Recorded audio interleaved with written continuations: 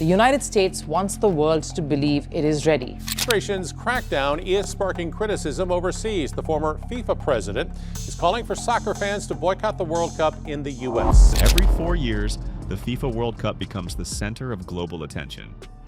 Billions of people pause their daily routines to watch the world's biggest sporting event unfold. Stadiums fill with roaring crowds, televisions light up across continents, and for 1 month the game of football becomes the common language of the planet.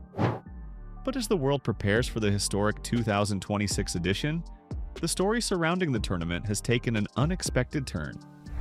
Instead of simply celebrating the expansion of the competition, questions have emerged about politics, planning, and tensions between the 3 countries that will host the event. From the United States to Canada and Mexico, preparations for the largest World Cup in history have not been smooth. And the controversy surrounding those challenges has already begun to reshape how the tournament will look when it finally begins.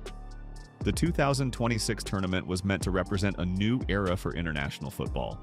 Organized by the global governing body FIFA, the competition will expand from 32 teams to 48, creating a record-breaking event with 104 matches.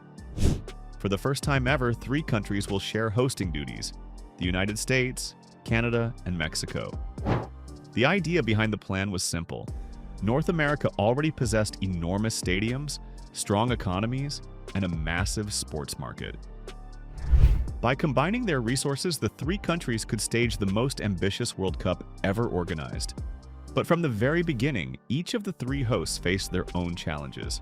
In Mexico, economic pressure and concerns about infrastructure upgrades raised early doubts about whether some stadium renovations could be completed on time. In Canada, officials faced criticism from local communities worried about public spending on stadium improvements and transportation projects. And in the United States, disagreements between private stadium owners, local governments, and international organizers complicated the process of finalizing agreements. These early concerns did not immediately threaten the tournament, but they created uncertainty about how smoothly preparations would move forward. What began as routine logistical discussions gradually turned into a larger conversation about planning, coordination, and responsibility among the 3 host nations. As deadlines approached, FIFA officials began to monitor developments closely. When hosting rights were officially confirmed in November 2022, expectations strongly favored the United States as the central stage of the tournament. The initial structure made that clear. Out of the total 104 matches, 60 were assigned to American cities. Mexico was scheduled to host 13 matches, while Canada would host 10. The most prestigious fixtures, including both semifinals and the final, were expected to take place on American soil. The decision reflected the enormous sports infrastructure already available in the United States. Stadiums across the country regularly host NFL games with crowds exceeding 70 or 80,000 people. Facilities like MetLife Stadium, AT&T Stadium, and SoFi Stadium represent some of the most advanced sports venues ever built.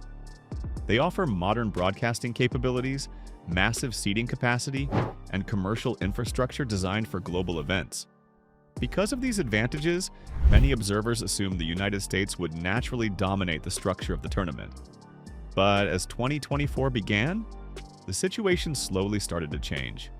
Several American host cities encountered delays that went beyond normal planning difficulties.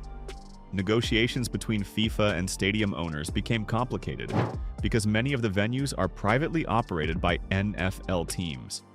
FIFA traditionally requires complete control of stadium branding, advertising, and commercial activities during the tournament, while stadium owners wanted to protect their own financial interests. Reaching agreements proved slower than expected. Security coordination also presented challenges. Hosting a global tournament of this size requires precise cooperation between national security agencies, state authorities, and local police departments. Aligning those different layers with FIFA's international security standards took time, and some procedures remained unresolved longer than organizers anticipated. Political factors also played a role. Immigration policies and visa procedures became part of the conversation, as officials discussed how millions of international fans, journalists, and athletes would travel to the United States. The administration of current U.S. President Donald Trump publicly emphasized that the country remained fully capable of hosting the tournament successfully. But FIFA still needed clear timelines to reassure broadcasters and sponsors. While these complications were developing in the United States, Canada was moving forward with a steady pace. Canadian authorities focused heavily on coordination between different levels of government. Federal, provincial, and municipal officials worked together to finalize infrastructure projects and security planning well ahead of deadlines. In Toronto, upgrades to the primary stadium and surrounding transportation systems were completed months earlier than expected. The city invested heavily in public transit improvements to ensure fans could move efficiently between airports, hotels, and stadium areas. On the West Coast, Vancouver modernized BC Place Stadium with new lighting systems and improved broadcast infrastructure. Security planning was coordinated directly between FIFA and national law enforcement agencies, simplifying the process and reducing bureaucratic delays. By mid-2024, Canadian host cities had reached several key milestones ahead of schedule. Mexico also made rapid progress despite its early concerns. The country brought valuable experience to the project, having already hosted the World Cup twice in the past. Renovations began at Estadio Azteca, one of football's most historic stadiums. The upgrades included improved seating, new digital technology, and modernized facilities designed to enhance the fan experience while preserving the stadium's legendary atmosphere.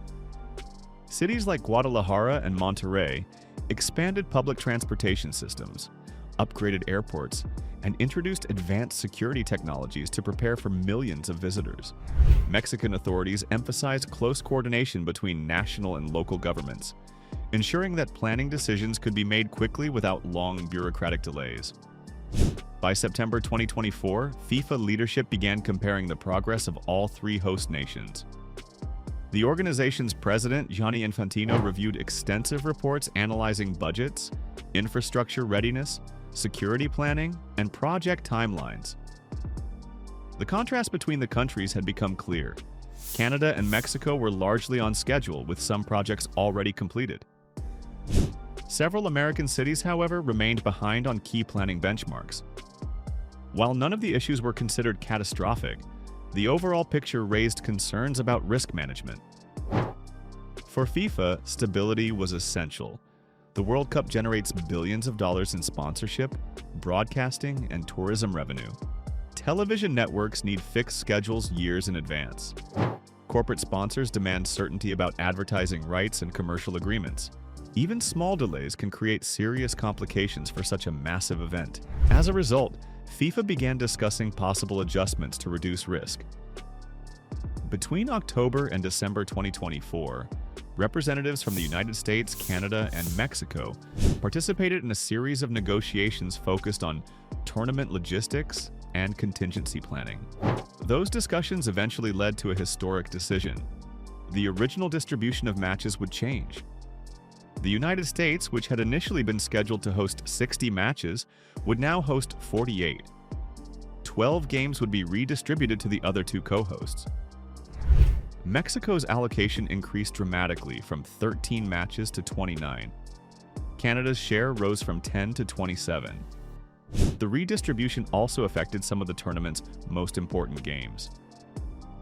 Quarterfinal matches originally planned for American stadiums were reassigned to Toronto and Mexico City. One of the semifinals was officially confirmed for Toronto, giving Canada a place in one of the most watched sporting moments on Earth.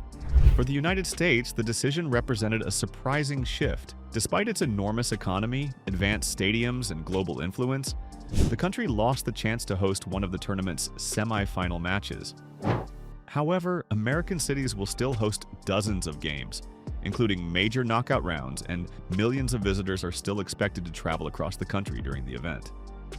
For Canada, the expanded role reflects the country's growing interest in football.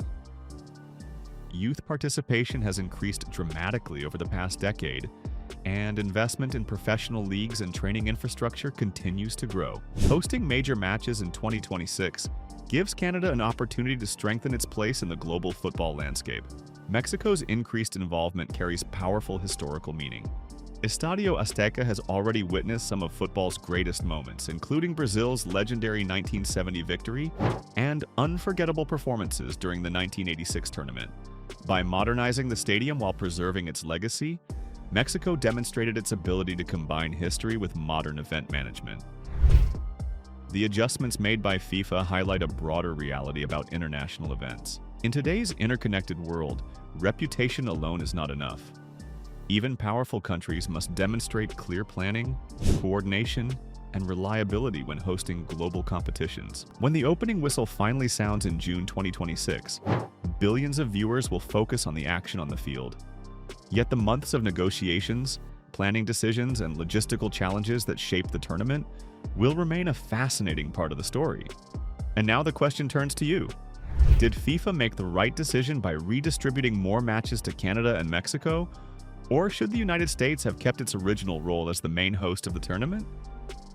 Do you think preparation and planning should matter more than reputation when it comes to events this big?